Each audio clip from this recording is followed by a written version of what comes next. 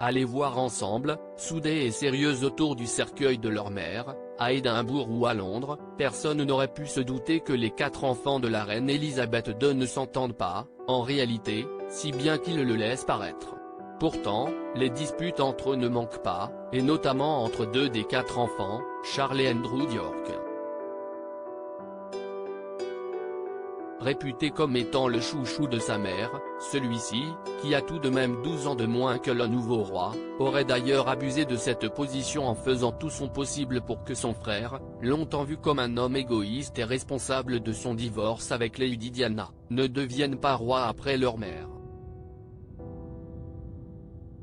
Il faut dire que tous les deux sont très différents. Militaire de carrière, Andrew est très loin de son frère, plus sensible, qui s'est plutôt concentré toute sa vie sur des causes sociales. Le cadet aurait même mené, selon l'autrice Angela Lang, dont la nouvelle biographie Camilla, Duchess of Cornwall, From Outcast to Queen Consort vient de sortir, une véritable campagne anti-Camilla auprès des autres membres de la famille, en se montrant assez venimeux et très méchante envers celle qui est aujourd'hui devenue la reine consort. Une bataille perdue, puisqu'après plusieurs années de négociations avec ses parents, son frère a bien épousé Camilla Parker Bowles en 2005, en secondes noces, et que celle-ci est plutôt appréciée désormais.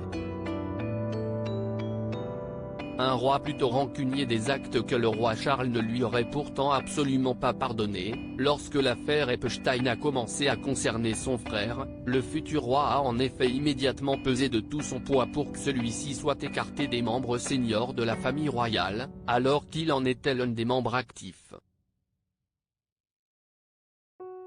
Longtemps retardée par la reine Elisabeth II, souvent prête à le couvrir, la sanction a fini par tomber lorsque les preuves sont devenues trop accablantes et le prince Andrew a même dû renoncer à ses insignes militaires. Opposé à toute cérémonie en sa présence, le prince William avait lui aussi pris parti contre son oncle, intimant parfois à sa grand-mère qu'elle devrait faire un choix entre lui et son fils. Une situation plutôt tendue, mais qui n'empêche pas le mari de Kate Middleton de bien s'entendre avec ses cousines Béatrice et Eugénie d'York, pourtant très proches de leur père. Depuis une semaine cependant, la guerre froide qui se déroule entre Charles et Andrew depuis tant d'années a été mise en pause. Le roi a en effet convié son frère à toutes les cérémonies qui se sont déroulées en hommage à leur mère, lui permettant même d'enfiler son uniforme de l'armée pour une courte veillée.